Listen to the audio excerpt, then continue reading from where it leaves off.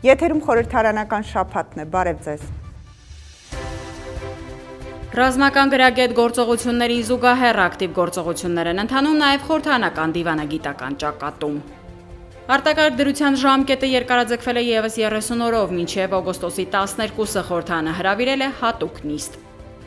Ազգային ժողովը գումարել է արտահերթ նստաշրջան, նախաձեռնությունն Իմ քայլը խմբակցության պատգամավորներինն է։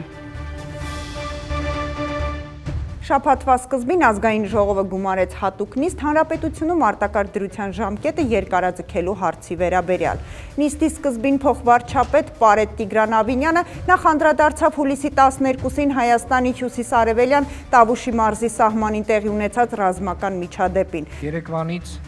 Ադրբեջանի սադրանքները եւ դիվերսիաները դիտարկում ենք որպես անթույլատրելի արկածախնդրություն, հատկապես ամբողջ աշխարհում մոլեգնող համավարակի պայմաններում։ Ողջ միջազգային հանրության համար ցանկանում եմ այս ամբիոնից կրկին լսելի դարձնել եւ վերահաստատել մեր պաշտոնական դիրքորոշումն առ այն, որ Ադրբեջանի իշխանությունն է լիարժեք կրում նման գործողությունների արդյունքում ադրբեջանական կորուստների, տարածաշրջանային հնարավոր լարվածության եւ անկայունության առաջացման ողջ պատասխանատվությունը։ Միաժամանակ արձանագրենք, որ հայկական բանակն ամենայն արհեստավարժությամբ, պատվախնդրությամբ եւ նվիրումով իրականացնում է իր առջև դրված խնդիրները, արժանի հակահարված տալով հակառակորդի սադրիչ գործողություններին։ Ցանկանում եմ զորակցությունս հայտնել մեր զինվորներին եւ սպաներին, որոնք հերթական անգամ ի ցույց են դնում մեր ռազմական ուժն ու լիակատար պատրաստվածությունը։ Հայ-ադրբեջանական սահմանին տեղի ունեցած հրադադարի խախտումներին անդրադարձան նաև պատգամավորները։ Թուրքիայի արտգործնախարարությունը հայտարարություն է տարածել, որով իր անվերապահ աջակցությունն է հայտնել Ադրբեջանին եւ ըստ էության պաշտպանել է Ադրբեջանի ագրեսիվ գործողությունները Հայաստանի սահմանում։ Սա նշանակում է, որ Թուրքիան իրեն ներկայացնում է որպես ըստ էության Ղարաբաղյան հակամարտության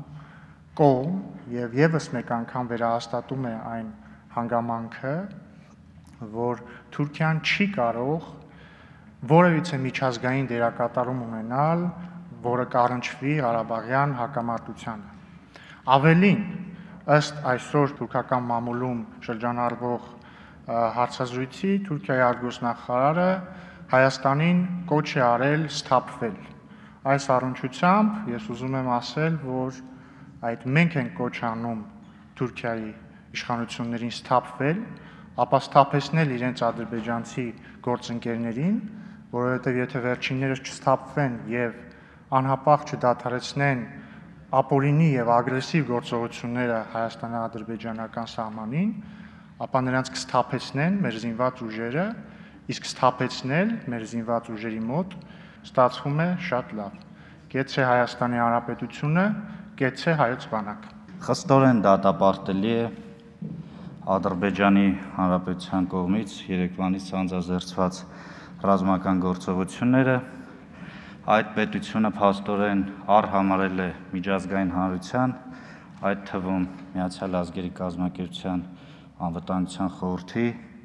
կոչերը եւ հորդորները համավարակի պայմաններում չգնալ որևէ ռազմական գործողությունների հակամարտող երկրների միջև։ Արցախյան հակամարտության միակ ճանապարհը դա բանակցությունների սեղանն է։ Մենք 2 տարի անընդհատ ասում ենք, որ մենք խաղաղություն սիրող ժողովուրդ ենք։ Մենք պատրաստ ենք նստել, խոսել, բանակցել։ Բայց միևնույն ժամանակ մենք 2 տարի ասում ենք, մենք պատրաստ ենք ցանկացած սցենարի։ Հայկական բանակը 2 տարվա մեջ բավականին փոխվել է, մեղմ ասած։ Մենք ունակ ենք խոցելու Ադրբեջանի տարածքում ցանկացած թիրախ, ռազմավարական նշանակության ցանկացած օբյեկտ։ Այս արկածախնդրությունը ունենալու է Ադրբեջանի համար անդառնալի հետևանքներ։ Փառք ու պատիվ մեր զինվորներին, փառք ու պատիվ մեր հրամանատարներին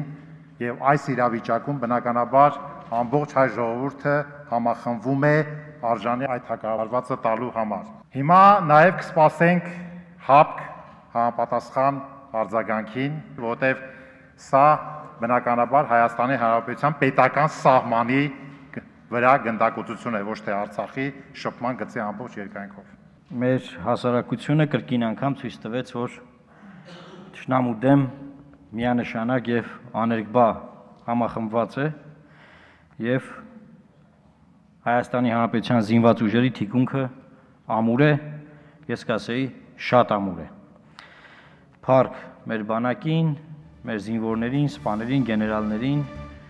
Ադրբեջանի սանձարձակ պահվածքը այս օրերին միջազգային հանրության ուշադրության կենտրոնում է եւ ինչպես միշտ այս անգամ եւս նրանց կողմից փորձ է արվում խեղաթյուրել իրականությունը։ Մեր երկրի խորհրդարանը ազգային ժողովի նախագահի գլխավորությամբ խորհրդարանական դիվանագիտական բոլոր հարթակներում անում է հնարավորը սահմանում տեղի ունեցողը իրապես ներկայացնելու ուղղությամբ։ Ժամանակ առ ժամանակ ազերիները փորձում են զբաղվել ինքնախաբեությամբ Բաքվի բեմահարթակներում այդ երկրի վերնախավը պարբերաբար բեմադրում է դրամատիկ եւ էքստրեմալ սյուժեներ, սեփական ժողովրդին տալով սինհույսեր, թե իբր քոչվորի հոգեբանությամբ ապրող այդ ազգը հզոր ու անպարտ է։ Ասվածն ապացուցելու համար սուլթանական ընտանիքը հերթական սանձարձակությամբ խաթարեց Հայաստանի սահմանային անդորը։ Հյուսիսարևելյան սահմանի ուղղությամբ հուլիսի 12-ին սկսվեցին Ադրբեջանի սադրիչ ռազմական գործողությունները։ Մարդասիրական եւ հումանիտար արժեքներից զուրկ հակառակորդը կիրառեց տարբեր տիպի ու տրամաչափի ռազմատեխնիկա, դրանք ուղղելով նաեւ հայկական բնակավայրերի ու խաղաղ բնակչության ուղղությամբ։ Սակայն ինչպես միշտ այս անգամ եւս հայոց բանակի անպարտ զինվորների պատասխանը եղավ կոշտ։ Արդյունքում Բաքվի մեյդանում փչված քարոզչական փուչիկը պայթեց, միլիարդներն էլ հոդս ցնդեցին։ Մեր զինվորները չեզոքացրին դիվերսիոն լայնամասշտաբ գործողություն, խոցեցին հակառակորդի տանկ, հրետանային եւ ականանետային մարտկոցների կրակային դիրքեր, որոնցից էլ հրետակոծվում էին մեր բնակավայրերն ու դիրքերը։ Ցավոք ունեցանք զոհեր։ Ռազմական գրագետ գործողություններին զուգահեռ ակտիվ գործողություններ են ընթանում նաև խորհրդարանական դիվանագիտության ճակատում։ Ազգային ժողովի նախագահը նախ տիրող իրավիճակի վերաբերյալ նամակներ է հղել ՀԱՊԿ անդամ երկրների խորհրդարանների պալատների նախագահներին, ներկայացնելով ադրբեջանական զինված ուժերի կողմից Հայաստանի Հանրապետության հյուսիս-արևելյան սահմանի ուղղությամբ ձեռնարկված սադրիչ գործողությունները եւ կոչ արել դատապարտել դրանք։ Խորհրդանի ղեկավարն ընդգծել է, որ այդպիսի գործողությունները միջազգային իրավունքի հիմնարար սկզբունքների անթույլատրելի խախտում են եւ վտանգում են ողջ տարածաշրջանի կայունությունը։ Այնուհետև Արարատ Միրզոյանը նամակներ է հղել Եվրախորհրդանի նախագահ Դավիթ Սասոլիին, Եվրախորհրդի խորհրդարանական վեհաժողովի նախագահ Հենդրիկ Դամսին եւ ԵԱՀԿ խորհրդարանական վեհաժողովի նախագահ Գեորգի Ծերեթելիին։ Խորհրդանի ղեկավարը դիմելով գործընկերներին նշել է, որ այդ գործողությունները Ադրբեջանի անընդունելի ռազմատենչ հռետորաբանության շարունակությունն են եւ լրջորեն խախտում են միջազգային իրավունքի հիմնարար սկզբունքները, ինչպես նաեւ ուղղակիորեն հակասում են ՄԱԿ-ի գլխավոր քարտուղարի համավարակի պայմաններում աշխարհի բոլոր անկյուններում ռազմական գործողություններից զերծ մնալու կոչերին։ Արարատ Միրզոյանը փաստել է նաեւ, որ Ադրբեջանի զինված ուժերի անընդունելի գործողությունները աջակցություն են ստանում Թուրքիայի արտգործնախարարության կողմից, ինչը հավելյալ լարվածություն է ստեղծում եւ վտանգում տարածաշրջանային անվտանգությունն ու կայունությունը։ Սահմանային լարված իրավիճակը մեր падգամավորները օպերատիվ ներկայացնում են միջազգային խորհրդարանական բոլոր կառույցներին ու գործընկերներին։ Շատ ակտիվ սկսել ենք գործարկել խորհրդարանական դիվանագիտության բոլոր խողովակները։ Ընդ որում թե բարեկամական խմբերով եւ թե պատվիրակությունների ղեկավարների միջոցով։ Ես որպես խմբակցության ղեկավար, նաև որպես հայ-ամերիկյան եւ հայ-բրիտանական բարեկամական խմբերի ղեկավար, իհարկե առաջին հերթին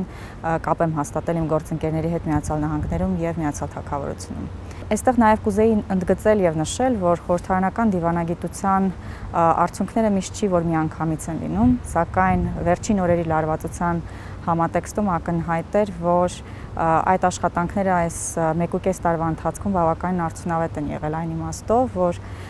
ոչ միայն հաստատվել են պաշտոնական հարաբերություններ, այլև առանձին գործընկերների խորհրդարանականների հետ նաև մտերիմ հարաբերություններ, ինչն էլ օգնեց շատ դեպքերում ստանալ արագ արձագանք մասնավորապես առանձին խորհրդարանականների մակարդակով։ Ի պատասխան ԱՄՆ կոնգրեսի հայկական հարցերի հանձնախմբի համանախագահ Ֆրենկ Փլոնը եւ սենատոր Էդվարդ Մարքին իրենց զորակցությունն են հայտնել Հայաստանին եւ հայ ժողովրդին դատապարտելով Ադրբեջանի կոնֆլիկտ հրահրող սադրիչ գործողությունները։ Անկախ քաղաքական հայացքներից համազգային խնդիրների շուրջ բոլորը գործում են միասնական, խորհրդանի բոլոր քաղաքական ուժերը յուրաքանչյուրն իր հերթին ամենայն մանրամասնությամբ շարադրեց ադրբեջանական ռազմական ագրեսիան եւ ներկայացրեց միջազգային գործընկերներին։ Կատարվածը ներկայացվեց ոչ թե օգնություն ստանալու համար, այլ եւս մեկ անգամ աշխարհին ներկայացվեց Ադրբեջանի դեմքն ու հայատյաց ագրեսիվ կեցվածքը։ Նախ եւ առաջ մենք իրազեկել ենք իրավիճակի մասին, թե ինչ է տեղի ունեցել, ինչպես է այն սկիզբ առել եւ ինչ ընթացք է։ Եվ կարևորել ենք մեր միջազգային գործընկերների արձագանքը եւ դատապարտելը Ադրբեջանի ագրեսիան։ Սրանք այն շեշտադրումներն են, որոնք եղել են մեր հաղորդակցության հիմքը։ Միջազգային գործընկեր կառույցներն ամենայն մանրամասնությամբ տեղեկացվեցին եւ ընդհանուր հանրագումարում արեցին իրենց դիրքորոշումները։ Ադրբեջանն իրականության զգացումն այնքան կորցրեց, որ հանդգնեց հայտարարել, թե կհարվածի Մեծամորի ատոմակայանին։ Մեր կողմից շատ արագ ուշադրության արժանացավ այդ հայտարարությունը եւ բոլոր խորհրդարանական դիվանագիտական խողովակներով հրավիրել ենք մեր միջազգային գործընկերների ուշադրությունը այդ ուղղությամբ։ Կարևոր ենք սա համարում, որովհետև սա արդեն ոչ միայն Հայաստանի Հանրապետության անվտանգությանը եւ խաղաղ բնակչությանը սպառնացող հարց է, այլ ինչպես մեր տարածաշրջանի, այնպես էլ ավելի մեծ տարածաշրջանի անվտանգությանը սպառնացող երևույթ։ Եվ սա իհարկե կարևորելը եւ միջազգային գործընկերների կողմից ուշադրության արժանանալը չափազանց կարևոր է։ Լիլիթ Մակունցը վերահաստատեց, որ տարածաշրջանի համար վտանգ ներկայացնող այդ երկրի մասին միջազգային կառույցներին տեղեկացնելը միայն ու միայն ունի մեկ նպատակ՝ աշխարհի ուշադրությունը սևեռել նրանց վայրագ վարքագծի վրա։ Մենք մեր զինված ուժերի շնորհիվ մեզ բավականաչափ վստահ ենք զգում, բայց միջազգային հարաբերությունները եւ հենց այդ համատեքստում կարևոր ենք համարում աշխարհի ուշադրությունը հրավիրել նման վայրագ գործողությունների եւ նպատակների ուղղությամբ։ Միջազգային հատվածի հետ դիվանագիտական եւ իրազեկման աշխատանքներում Լիլիթ Մակունցը մեծապես կարևորեց նաեւ հայկական Սփյուռքի ակտիվ մասնակցությունը։ Աշխատանքները տեղի են ունեցել ոչ միայն արտաքին գործերի նախարարության հետ, համատեղ ոչ միայն միջազգային գործընկերների հետ ուղիղ կապ հաստատելով եւ դիվանագիտական խողովակներով, այլև նաեւ առանձին երկրներում հայկական Սփյուռքի անմիջական ներգրավվածությամբ։ Այնպես որ այստեղ կարևորում եմ նաեւ մեր այսպես համահայկական ներուժի կենտրոնացման հանգամանքը։ Տավուշյան պարտությունից սրտնեղած երկրում նախ կորավ արտգործնախարարը, որին մի ամբողջ օր փնտրեց Ալիևը։ Երկար փնտրտուքներն ավարտվեցին նաև անհամաչափ գործողությամբ։ Մամեդյարովին փոխարինեց նրանց կրթության նախարարը։ Ինչևէ, այդ երկիրն այնքան երկար պետք է աշխատի իր վարքագծի վրա, քանի դեռ մոռացության չի տվել նախնիների չհաջողված Սևանուն թեյ խմելու անհագ ցանկությունները եւ սեփական ձեռքով իրականությունից չի վերացրել սոցցանցերում հայկական ծիրան տրորող ազերիներին։ Ազգային ժողովի նախագահ Արարատ Միրզոյանը հեռախոսազրույց է ունեցել ԵԱՀԿ խորհրդարանական վեհաժողովի նախագահ Գեորգի Ծերեթելիի հետ։ Խորհրդանի ղեկավարը ներկայացրել է Ադրբեջանի սանձազերծած ագրեսիայի մանրամասները, խաղաղ բնակչության, տների եւ մանկապարտեզների հրետակոծումը, ինչպես նաեւ Ադրբեջանի կողմից Մեծամորի ատոմակայանը ռմբակոծելու պաշտոնական սպառնալիքը։ Ազգային ժողովի նախագահը ԵԱՀԿ խորհրդարանական վեհաժողովի նախագահի ուշադրությունն է հրավիրել նաեւ Թուրքիայից հնչող հայտարարություններին, նշելով, որ դրանք ապակայունացման վտանգ են ներկայացնում ողջ տարածաշրջանի համար։ Արարատ Միրզոյանը վերահաստատել է իրավիճակը խաղաղ կերպով հաղթահարելու Հայաստանի իշխանությունների պատրաստակամությունը, հավելելով, որ հայկական կողմը շարունակելու է գործի դնել բոլոր միջոցները իր քաղաքացիների ֆիզիկական անվտանգությունը ապահովելու նպատակով։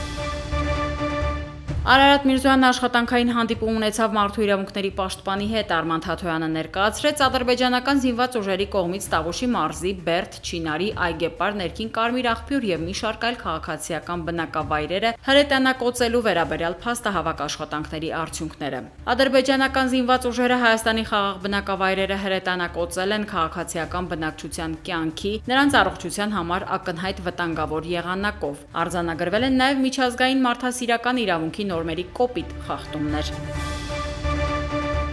Ազգային ժողովի հատուկ նիստում Տիգրան Ավինյանը տեղեկացրեց, որ կառավարությունն ընդունել է որոշում, ըստ որի առաջարկվում է արտակարգ դրության ժամկետը երկարաձգել 30 օրով, մինչև օգոստոսի 12-ը ժամը 17:00 ներառյալ։ Փոխվարչապետի խոսքով արդեն 4-րդ անգամ արտակարգ դրության երկարացումը բոլորի համար պետք է ավելի մեծ զգոնության եւ լրջության ազդակ լինի։ Մեր վարքագիծը լրացուցիչ անգամ գնահատելու եւ համարժեք եզրակացություններ անելու առիթ դառնա։ Երկրում արտակարգ դրության համար հիմք հանդիսացող ռիսկերը չեզոքացված չեն։ Ներկա դրությամբ համավարակի հետ կապված իրավիճակը մնում է մտահոգիչ, սակայն նաեւ կառավարելի առողջապահական սպասարկման տեսանկյունից։ Միաժամանակ առանց արտակարգ դրության իրավական ռեժիմի դեռևս հնարավոր չի լինի սահմանել եւ վերահսկել գործող սանիտարահամաճարակային եւ այլ կանոնների պահպանումը։ Մեծ են ակնկալիքները, որ արտակարգ դրությունը հետագայում երկարաձգելու անհրաժեշտություն չի լինելու։ Տիգրան Ավինյանը պատասխանեց կորոնավիրուսի դեմ պատվաստանյութի ձեռքբերմանը վարակագիրներին հայտնաբերելու նպատակով թեստավորված անձանց քանակին, կորոնավիրուսի համաճարակի պայմաններում հեռավար կրթության կազմակերպմանը, ավիաչվերթների վերսկսմանը, մի շարք սահմանափակումների վերացմանը, մեկուսացված անձանց դեղորայքով ու սնունդով ապահովելուն վերաբերող հարցերին։ Խորհրդարանը քվեարկությամբ մերժեց Բարգավաճ Հայաստան խմբակցության ներկայացրած արտակարգ դրության իրավական ռեժիմով նախատեսված միջոցառումների իրականացումը չեղյալ հայտարարելու մասին ազգային ժողովի որոշման նախագիծը։ Խորհրդարանի Իմ քայլը խմբակցության 36 падգամավորի նախաձեռնությամբ գումարվեց ազգային ժողովի արտահերթ նստաշրջան։ Նախաձեռնողի սահմանած ժամկետում եւ օրակարգով ազգային ժողովի արտահերթ նստաշրջան գումարելուն համաձայնություն տրվեց խորհրդարանի նախագահ Արարատ Միրզոյանի նախագահությամբ տեղի ունեցած խորհրդի արտահերթ նիստում։ Նստաշրջանի օրակարգում ներառված օրենքների նախագծերը մինչև խորհրդարանին ներկայացվելը քննարկվեցին եւ եզրակացություններ ստացան ազգային ժողովի մշտական հանձնաժողովների արտահերթ նիստերում։ Օրակարգային հարցերը ներկայացված էին առաջին եւ երկրորդ ընթերցմամբ քննարկելու համար։ Արարատ Միրզոյանը նիստը բացեց 1 րոպե լռությամբ հիշատակ ազերիների սադրիչ գործողություններին զոհ գնացած հայորդիների։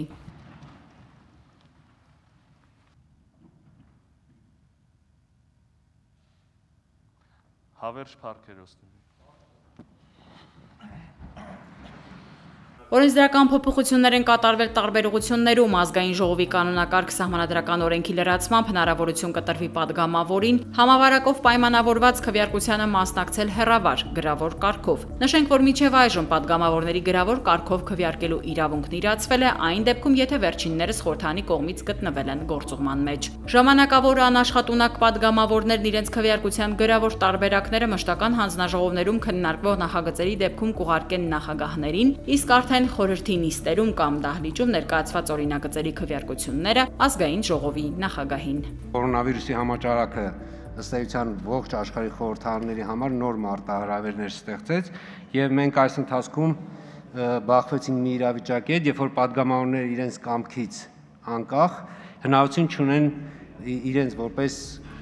падգամավորի լիազորությունները իրացնելու այս։ Արարատ Միրզոյանի արձագանքը չուշացավ, խորհրդանի ղեկավարը կոչ արեց գործընկերներին կարգավորումներում հստակեցնել սահմանումները ապագայում հնարավոր չարաշահումներից խուսափելու համար։ Ազգային ժողովի կանոնակարգ օրենքում արվող փոփոխությունը պետք է առավելագույնս հստակ լինի, այլ մեկնաբանությունների եւ չարաշահումների տեղ չտա, չգիտեմ, հավանաբար անգամ բառացի գրված լինի, որ հենց այս համաճարակի հետևանքով առաջացած արտակարգ իրավիճակի հիմքով հայտարարված արտակարգ դրության ժամանակ պատկան մարմինների բարետատան կամ առողջապահության նախարարության ցուցումով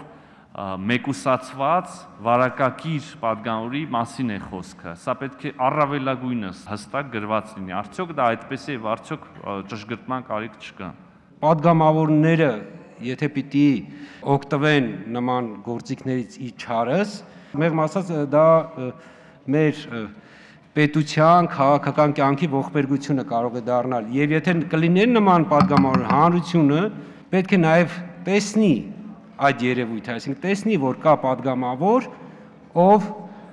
օրենքով ընձեռված գործիքը իջարս է օգտագործում։ Նման օրինակ դեպքերի միջազգային փորձն ուսումնասիրելով արդարադատության նախարարը նշեց, որ գործնականում կարող է ի հայտ գալ իրացման խնդիր։ գործնական իրացվելիությունը կասկածի տակ է դրված, որովհետև արդեն իսկ նշվեց մեր գործընկերների կողմից, որ անաշխատունակության թերթիկը տրամադրվում է անաշխատունակության ավարտին եւ ոչ թե անաշխատունակության սկզբի բացման օրը։ Խորհրդանի ընդդիմադիր թևի համար նախագիծն ունի հակասական կողմեր եւ ըստ իրենց չի կանոնակարգում առաջացած խնդիրներն ամբողջությամբ։ Կարող է այդ պայդրությամբ արտակարգ դրության վերաբերյալ որոշումը չլինի, օրենքը չլինի դրա վերաբերյալ, սակայն լինի անմիջականորեն դրա վրա ազդող։ Հետևաբար մենք պետք է ավելի լայն քննարկում տանենք ու ավելի լայն մոտեցում ցուցաբերել։ Բացի այդ, մենք գտնում ենք, որ նախագիծը հակասում է նաև աշխատանքային օրենսգրքի ժամանակավոր աշխատունակության եւ մայրության նպաստների մասին ՀՀ օրենքի մի շարք դրույթների, եւ եթե շատ անկեղծ լինենք, այսպես ամփոփելով ամեն ինչ, կարծում ենք, որ այս նախագծի օգտատերերը բնավ ընդդիմության պատգամավորները չեն, այլ ճիշտ հակառակը։ Իմ քայլը խմբակցության պատգամավոր Վլադիմիր Վարդանյանը հակադարձելով գործընկերներին տարակուսում է, այդ ինչպես է ստացվում, որ հեռավար նիստերին կողմ եք, բայց հեռավար քվեարկությանը ոչ։ Չկարա մարդը ներկա լինի նիստերի դահլիճին, մասնակցի քննարկումներին, ներկա բացակայող լինի, մարդը ձենել չենք լսել, տեսնել չենք հիշում, բայց այդուհանդերձ ֆիզիկապես ներկա գտնվի։ Մի հատ լավ արտահայտություն կա, երրորդ երկրի խորհրդարանի համար արված, չեմ ուզում այդ երկրի անունը նշեմ, որպեսզի մյուսներին չվիրավորեմ, ասում եմ, մեր խորհրդարանում կան պատգամավորներ, որոնց լռության մեջ էլ նկատում են քերականական սխալներ։ Այնուհետև առաջին ընթերցմամբ քննարկվեց ազգային ժողովի կանոնակարգ եւ կոռուպցիայի կանխարգելման հանձնաժողովի մասին օրենքներում փոփոխությունների նախագծերի փաթեթը։ Նախաձեռնությունը կրկին իմ քայլի պատգամավորներից է, ներկայում կոռուպցիայի կանխարգելման հանձնաժողովի 5-րդ անդամի տեղը թափուր է եւ բավական երկար ժամանակ խորհրդանական կոնսենսուսի բացակայության պատճառով այն չի համալրվում։ Սուրեն Գրիգորյանն իրավիճակի հանգուցալուծման համար առաջարկում է տեխնացու առաջադրելու իրավասությունը վերապահել ազգային ժողովի նախագահին։ Չնայած թափուր պաշտոնի համալրման կոռուպցիայի կանխարգելման հանձնաժողովում քվորումը ապահովված է եւ մարմինը դե յուրե կարողանում է գործել, բայց 4 անդամի գործելու պարագայում, օրինակ ձայները հավասարապես կիսվելու դեպքում, եթե չեմ սխալվում, նաեւ նախագահը ունի որոշիչ ձայնի իրավունք, բայց դա լավ պրակտիկա չէ, այսինքն կենտ թվով միշտ նման հանձնաժողովների եւ կոլեգիալ մարմինների ձևավորումը բոլորս գիտենք, որ հենց այն նպատակով է արվում, որպեսզի նման իրավիճակներ չստեղծվեն։ Ուստի այդ պաշտոնի երկար թափուր մնալը էականորեն խոչընդոտում է կոռուպցիայի կանխարգելման հանձնաժողովի արդյունավետ աշխատանքին։ Ըստ պատգամավորի նշված գործընթացում այդպիսով կապահովվի տեխնացուի անխոչընդոտ առաջադրումն ու մրցութային խորհրդի բնականոն գործունեությունը։ Այս նախագիծը հետընթաց է ինստիտուցիոնալ առումով, որովհետև խախտվում է ամենակարևոր սկզբունքը, այո, կոնսենսուսի պարլամենտական աշխատանքի, մեր բոլորի այդ գիտեք ոչ թե պայմանավորվելու, այլ գալ որոշակի ընդհանուր ինչ-որ մի եզրույթների, ընդհանուր ինչ-որ մի որոշումների այդ մեխանիզմը։ Կարծես թե չենք վստահում մեկս մյուսից, միգուցե կարծես թե չենք ուզում ըմբռնել, որ մենք ողջախոհության տիրույթում պետք է մեր աշխատանքները կազմակերպենք եւ պարզապես հենց այնպես գաղափարներին ընդդիմանալու տիրույթում չենք կազմակերպելու։ Եվ կարծում եմ ձեր մոտ այդ վստահությունը արկա պետք է լիներ մինչեւ այս, որ այդ ողջախոհությունը չի կորցվել, հակառակը շարունակում է մեզ համար գերակա լինել։ Հայաստանի Հանրապետության ազգային ժողովի պատմության ընթացքում առաջին անգամ Հայաստանի Հանրապետության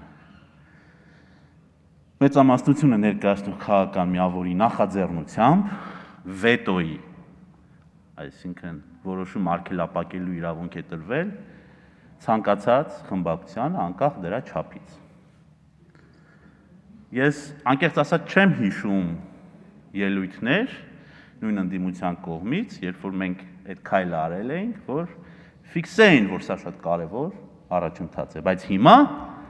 լսում ենք բազմաթիվ կրկնվող ելույթներ, որ սա հետընթաց է։ Հեղինակն ինքն էլ է փաստում իրավիճակի անցանկալի լինելը եւ միաժամանակ հավելում, որ օրենքն ընդունվելու դեպքում կրկին կսահմանվի ժամկետ եւ ազգային ժողովի խմբակցություններին կտրվի հնարավորություն խնդիրը կոնսենսուսով լուծելու համար։ Խմբակցություններից Լուսավոր Հայաստանի ղեկավարը ամբիոնին մոտեցավ իր ձևակերպմամբ կոնտր առաջարկով։ Ես առաջարկում եմ օրենքի մեջ փոփոխություն անել, հենց այս նախագծի մեջ, վերացնել մրցույթային հանձնաժողովը եւ թույլ տալ ամեն ուժին, որը որ ներկայացրել է տեխնացուի հրաժարականի պարագայում ներկայացնել նոր տեխնացու։ Այսինքն հիմա թափուր է տեղը իմ քայլը դաշինքի տեխնացուի, պետք է ներկայացնի իմ քայլը դաշինքը, վերջ։ Ներկայացված օրենսդրական լուծումն ի հայտ եկավ կոնսենսուսային տեխնացուի բացակայությամբ պայմանավորված, փաստեց Իմ քայլը խմբակցության ղեկավարը։ Լիլիթ Մակունցն անդրադառնալով Էդմոն Մարուքյանի առաջարկին փաստեց, որ այն եւս կքննարկվի։ Մեր կողմից առաջարկված տարբերակը ուրախ ենք, որ ձեր կողմից այնուամենայնիվ չբացառվեց այստեղ ամբիոնից, դուք առաջարկեցիք եւս մեկ տարբերակ դիտարկել, մենք կքննարկենք այս ընթացքում եւ կտեսնենք արդյոք այն ընդունելի է թե ոչ։ Իրավիճակային լուծմանն արտահերթ ելույթով անդրադարձավ խորհրդանի ղեկավարը Արարատ Միրզոյանը չթաքցրեց իր բացասական վերաբերմունքը հանձնաժողովի անդամի թափուր պաշտոնում տեխնացու առաջադրելու իրավասությունը ազգային ժողովի նախագահին վերապահելու տարբերակի մասով։ Այդուհանդերձ առաջարկը համարեց լուծման որոշակի տարբերակ։ Ասել, թե ես խորապես անտարբեր եմ այս առաջարկությամբ ինձ վերապահվելիք գործառույթին կնշանակի ոչինչ չասել։ Ես պիտի անթաքույց ասեմ, չեմ թաքցնի, որ իմ վերաբերմունքը շատ բացասական է։ Ես չեմ համարում սա լավ լուծում։ Այդուհանդերձ ես համարում եմ սա լուծում, որովհետև մինչ այս մենք չունենք լուծում։ Կարծում եմ նույնիսկ հեղինակը իմ հետ կհամաձայնի, որովհետև դրանից ամիսներ առաջ մենք բոլորս միասին իրար հետ քվեարկել ենք այս պայն գործող մեխանիզմի օգտին։ Ես կարող եմ էլ ավելի անկեղծ ասել իմ վերաբերմունքը կիսելիս, ես ընդհանրապես դեմ եմ մրցութային հանձնաժողովի գաղափարին։ Եթե կհիշեք, մինչև 7-րդ գումարումը կարելի է մրցութային հանձնաժողով, այնուհետև ես անձամբ հեղինակել եմ օրենքների նախագծերի փաթեթ, որով մենք սկզբից վերացրեցինք մրցութային հանձնաժողովը, որովհետև համարում էի եւ շարունակում եմ համարել, որ սա անիմաստ օղակ է կոռուպցիայի կանխարգելման հանձնաժողովի ձևավորման process-ում։ Հիմա էլ ավելի բան ասեմ, աբսուրդը, ազգային ժողովը կապ չունի ազգային ժողովի նախագահ թե ֆրակցիաների կոնսենսուսով, առաջարկում են մարդ մի խմբում, որտեղ հավաքվելու են առաջարկեն տեխնացու, որը հետ է գալու ազգային ժողով քվեարկելու։ Կներեք, իմ կարծիքով սա ժամանակի վատնում է նույնիսկ։ Քննարկված երկու օրենքների նախագծերը խորհրդանի որոշմամբ այդուհանդերձ տեղափոխվեցին գրավոր առաջարկությունների փուլ։ Առաջին ընթերցմամբ ներկայացված օրենսդրական հաջորդ փոփոխությունը Իմ քայլը խմբակցության падգամավորներն առաջարկում են բնակչության բժշկական օգնության եւ սպասարկման մասին օրենքում։ Նախատեսվում է սահմանել արտակարգ իրավիճակներում առողջապահության նախարարության գործունեության պլաններ, որի հաստատման լիազորությունները վերապահվում է կառավարությանը։ Նաեւ ամրագրվում է, որ առնվազն 5 տարին մեկ այդ պլանները պետք է վերանայվեն կախված բժշկագիտության զարգացման տենդենսներից։ Յուրաքանչյուր արտակարգ իրավիճակի պայմաններում արդեն պետք է սահմանվի բնակչության բժշկական օգնության սպասարկման կարգ, որը արտակարգ իրավիճակ հայտարարելուց հետո ոչ ուշ քան 48 ժամվա ընթացքում պետք է կառավարությունը հաստատի։ Առաջարկվող կարգավորումները վերաբերում են բոլոր տիպի արտակարգ իրավիճակներին, որոնք ուղիղ սպառնալիք կարող են լինել բնակչության առողջությանն ու կյանքին։ Նարեկ Զեյնալյանը ներկայացրեց նաև համավարակի պայմաններում առողջապահության համաշխարհային կազմակերպության կողմից իրականացված հետազոտությունների վերջին տվյալները։ Արդյունքում պարզվել է, որ տարբեր պետություններում 53%-ով մասնակի կամ ամբողջությամբ խաթարվել է զարկերակային գերճնշման բուժօգնության պրոցեսը, 49%-ով շաքարային դիաբետի եւ բարդությունների բուժման, իսկ 42%-ով էլ խաթարվել են չարորակ նորագոյացությունների բուժման գործընթացները։ Եթե համակարգը նախապատրաստված չէ ցանկացած արտակարգ իրավիճակի, խնդիրներ են առաջանում եւ արտակարգ իրավիճակով պայմանավորված եւ տուժած քաղաքացիների բուժօգնության process-ում եւ բնակչության բժշկական օգնության սպասարկման բնականon ընթացքն է խնդիրներ ունենում։ Աշխատանքային օրենսգրքի փոփոխություններով էլ աշխատանքային գրքույկներից կառավարությունն անցում է կատարում թվայնացման տարբերակին եւ առաջարկում է գործընթացի վարման համար վերջնաժամկետ սահմանել մինչեւ 2022 թվականի հունվարի 1-ը։ Պետական ոչ առևտրային կազմակերպությունների մասին օրենքում նախատեսվող փոփոխություններով գործադիրն առաջարկում է պոակներին ամրակցված գույքը վարձակալության հանձնել բացառապես կառավարության կողմից հաստատված կարգով։ Նպատակն է բարձրացնել պետական գույքի կառավարման արդյունավետությունն ու ավելացնել պետբյուջեի եկամուտները։ Փոփոխություններ են իրականացվել նաև գովազդի մասին օրենքում, ինչպես տեղեկացրեց էկոնոմիկայի փոխնախարար Ավագ Ավանեսյանը, վերանայվել են ալկոհոլային խմիչքների համար նախատեսված գովազդի ժամերը։ Տեղական արտադրության կոնյակի գովազդը, որը մինչ այժմ բացառության կարգով սահմանված չէր, այսուհետ դրա հեռարձակումը եւս 06:00-ից մինչ 22:30 ընկած ժամանակահատվածում կարգելվի։ Մեր պարտավորություններից ելնելով Հայաստանի Հանրապետությունը սա ճանաչվել է, որ անհավասար մրցակցային պայմաններ է ստեղծում, ազգային ռեժիմի խախտման է սա հավասարացվել։ Եթե մենք այս փոփոխությունը չենք անում, դա մեր գործընկեր երկրներին որոշակի իրավունքներ է տալիս մեր նկատմամբ քայլեր իրականացնելու հենց այս ապրանքային խմբի վերաբերյալ։ Այնուհետև ազգային ժողովն արտահերթի շրջանակում քննարկեց Կենտրոնական բանկի խորհրդի անդամի ընտրության հարցը։ Հովհաննես Խաչատրյանին խորհրդանին է ներկայացրել «Իմ քայլը» խմբակցությունը։ Թեկնածուն օրենսդիրներին մանրամասնեց իր աշխատանքային գործողությունների առանցքն ու անդրադարձավ դրամավարկային քաղաքականության իրականացման, մակրոտնտեսական կայունության, ֆինանսական ու բանկային համակարգի կայուն մրցակցությանն ու վարկավորման գործընթացի կազմակերպման մեխանիզմներին։ Ձեր կողմից իմ թեկնածությունը հաստատելու պարագայում պատրաստվում եմ լինել պրոակտիվ, ձեր աջակցությունն եմ ակնկալում փոխադարձ շփումների եւ համապատասխան հանձնաժողովների եւ բոլոր падգամավորների միջև։ Կայացած գաղտնի քվեարկությամբ падգամավորների 90 կողմ 2 դեմ ձայների հարաբերակցությամբ Հովհաննես Խաչատրյանին ընտրեցին Կենտրոնական բանկի խորհրդի անդամի պաշտոնում։ Խորհրդանը քվեարկություններով ընդունեց երկրորդ ընթերցմամբ քննարկված օրինագծերը։ Սպառելով օրակարգը ազգային ժողովն ավարտեց արտահերթ նստաշրջանի աշխատանքը։ Ազգային ժողովի նախագահի տեղակալ Վահե Էնֆիաջյանը հանդիպեց Հայաստանում Բելարուսի արտակարգ և լիազոր դեսպան Իգոր Նազարուկին, ով ավարտում է դիվանագիտական առաքելությունը մեր երկրում։ Վահե Էնֆիաջյանն ընդգծեց, որ վերջին տարիներին փոխգործակցությանը նպաստող բավականին արդյունավետ աշխատանք է իրականացվել։ Նա բարձր գնահատեց պաշտոնավարման ընթացքում հայ-բելարուսական կապերի զարգացման ուղղությամբ ներդրած դեսպանի ջանքերը։ Հանդիպման ընթացքում անդրադարձ կատարվեց նաև հայ-ադրբեջանական սահմանային դիրքերի նկատմամբ Ադրբեջանի կողմից իրականացվող սադրիչ գործողություններին։ Դատապարտելով նման գործողությունները Վահե Էնֆիաջյանը կարևորեց այս առնչությամբ Հայաստանի ՀԱՊԿ գծով գործընկերների կառուցողական դիրքորոշումը։ Դեսպանը հավելեց, որ բոլոր հակամարտությունները պետք է լուծվեն խաղաղ ճանապարհով բանակցությունների միջոցով։ Տարբեր հարցերի վերաբերյալ տեսակետներ են հայտնել խորհրդարանի քաղաքական ուժերի ներկայացուցիչները։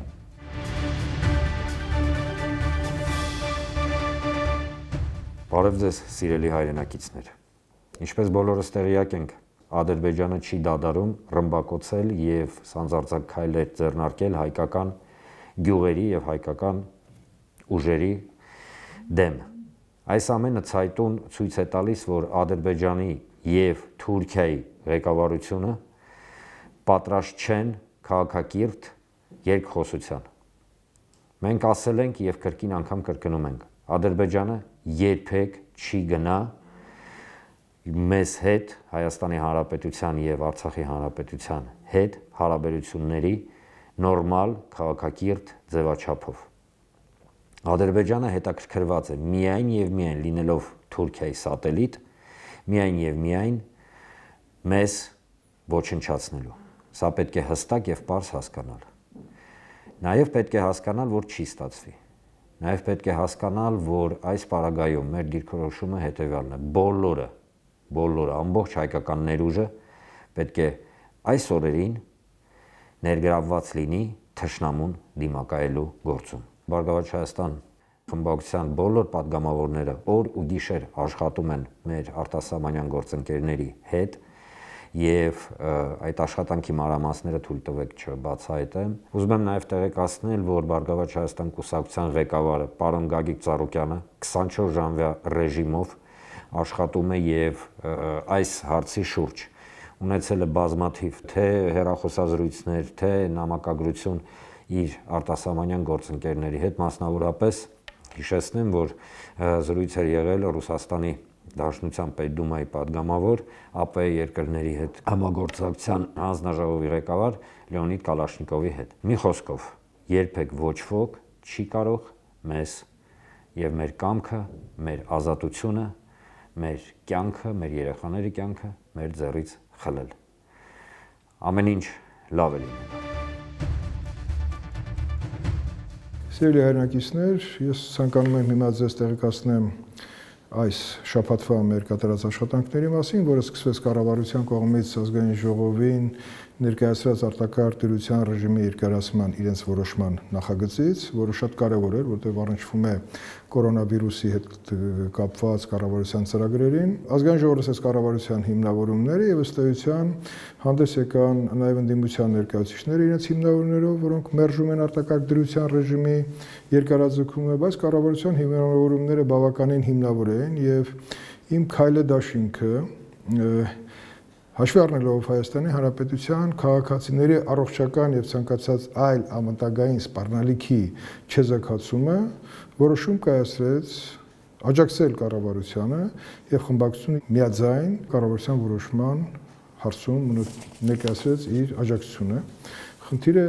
այդ առումով արտակարգ դրության լուծվեց, բայց միաժամանակ նաեւ արտակարգ դրության նաև պայմաններում ազգային ժողովը մի շարք օրինագծեր արտահերթ նստաշրջանի մեջ ընդգրկեց, որից մի քանիսը ես կուզեմ տեղեկացնեմ ձեզ, որը վերում էին Պաշտպանության եւ Անվտանգության հանձնաժողովին եւ դրանցից մեկը զինվորական ծառայության եւ զինծառայողի կարգավիճակի մասին Հայաստանի Հանրապետության օրենքում լրացումներ կատարելու մասին էր եւ մյուսը վերաբերում էր ռազմաարդյունաբերական համալիրին եւ երկրորդ օրինագիծը ես ուզում եմ կապեմ այսօր Հայաստանի սահմաններում տեղի ունեցող իրավիճակի հետ։ Բոլորը գիտեք, որ Հայաստանի հյուսիսային սահմաններում կա լարվածություն եւ մեր զինված ուժերը բավականին էֆեկտիվ կիրառում են նաև մեր ռազմաարդյունաբերական համալիրի նոր ձեռքբերումները, ինչպիսին մենք կիրառվեց նաև անօդաչու հակառակորդի թռչող սարքերի չեզոքացման խնդրի լուծման պարագայում եւ կարծում եմ այս օրինագիծը, որը տեխնիկական բնույթ էր այն առումով, որ ռազմաարդյունաբերական համալիրի պաշտպանության նախությունից առանձնացավ եւ այս ամիսների ընթացքում ինքը ձևավորման փուլում է եւ միաժամանակ նաև տալիս է անհրաժեշտ արդյունքներ սպառազինության տեսքով բանակի համար։ Եվ այս օրինագիծը նաև աջակցություն էր մեր համալիրի արագ կայացմանը, որպեսզի վաղը մենք ունենանք ավելի արդյական սպառազինություն։ Կարծում եմ, որ շատ լավ հագեցած շաբաթ էր եւ տաստված, որ հագեցվածությունը լինի օրենսդրական դաշտում եւ հանգստություն լինի Հայաստանի սահմաններում։ Մենք հողին հանձնեցինք մեր հերոս սպայակազմի ներկայացուցիչին, որը այս օրի ընթացքում կարողացան նաև երրորդ բանակային կորպուսի շրջանակներում պահել մեր երկրի անվտանգությունը եւ հակառակորդը կրեց շատ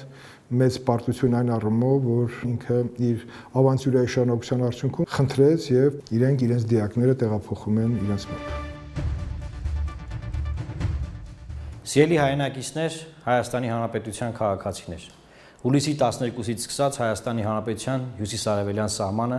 թշնամու Ադրբեջանի հարձակման տակ է։ Ադրբեջանը հարձակվել է Հայաստանի Հանրապետության պետական սահմանի վրա։ Հայաստանի Հանրապետության զինված ուժերը ամենաբարձր պատրաստակամությամբ ետ են շպրտել թշնամուն, ցավոք սրտի մենք ունենք նաև զոհեր կորուստներ։ Ես նախ ուզում եմ ցավակցել մեր հերոս տղաների ընտանիքներին, հարազատներին, զինակիցներին եւ նրանց ընկերներին։ Հայաստանի Հանրապետությունը այս պահին գտնվում է ըստ էության կիսապատերազմական իրավիճակում եւ տվյալ իրավիճակում բոլոր տեսակի տարաձայնությունները, միմյանց նկատմամբ ունեցած բոլոր տեսակի խնդիրները, ինչպես գիտեք, մի կողմ են դրված եւ բոլորս մի բռունցք դարձած թիկունքը պետք է ամուր պահենք, որպեսզի Հայաստանի Հանրապետության զինված ուժերի յուրաքանչյուր զինվոր, սպա, գեներալ վստահ լինի, որ ինքը պատերազմում է թշնամու դեմ, իսկ թիկունքը ամուր է։ Ինչ է պետք անել թիկունքում։ Թիկունքում մենք պետք է ամենօրյա ռեժիմով հնարավորինս զերծ մնանք որևէ խոճապային լուրեր տարածելիս, զերծ մնանք որևէ տեսակի այլ ձևով իրավիճակին խոչընդոտելու կամ խանգարելու, թեկուզ անզգուշության որևէ բան անելու առումով։ Պետք է աջակցենք մեր բանակին եւ ցանկացած կոչին արագ արձագանքելով փորձենք մեր լուման եւ մեր ներդրումը ունենալ։ Տվյալ իրավիճակում Լուսավոր Հայաստան կուսակցությունը որպես եվրոպական ALDE կուսակցության անդամ կուսակցություն աշխատում է միջազգային գործընկերների հետ շատ ինտենսիվ, իշեր-ցերեկ ներկայացնելու Ադրբեջանի ագրեսոր երեսը, թե ինչպես է Ադրբեջանը ագրեսիայի դիմել սուվերեն Հայաստանի Հանրապետության սահմանների վրա։ Եվ կոչ եմ անում մեր բոլոր գործընկերներին իրենց ունեցած բոլոր խողովակներով, ալիքներով, հնարավորություններով ամեն բան անել միջազգային հարթակներում Հայաստանի Հանրապետության ձայնը լսելի դարձնել, որ Ադրբեջանը հերթական անգամ հարձակվել է խաղաղ բնակչության վրա, մեր խաղաղ գյուղերի վրա եւ իր բանակի միջոցով, որը որ ըստ էության ես մի քանի անգամ կոչել եմ տերորիստական խմբավորում, ահաբեկչական խմբավորում, ապիլյան պատերազմից սկսած այդ բանակի միջոցով փորձում է մեզ ահաբեկել։ Բայց ձեզ վստահեցնում եմ, որ Հայաստանի Հանրապետության զինված ուժերը կարող է ամբողջությամբ պաշտպանել մեր սահմանները եւ ետ շպրտել թշնամուն։ Բայց միևնույն ժամանակ մենք պետք է բոլորս մեր տեղերում, բոլորս մեր դերերում, բոլորս մեր անելիքներում լինենք թիկունքում եւ ուժեղ լինենք։ Քանի դեռ անհրաժեշտությունը չկա վերցնել յուրաքանչյուրս մեզ հասանելիք զենքը եւ հասնել սահման։ Շնորհակալ եմ, լավ եղեք, առողջ եւ հետեւեք իրադարձություններին։ Այսօրվա համար նախատեսել էինք այսքանը։ Ցտեսություն եւ ամենայն բարիք ձեզ։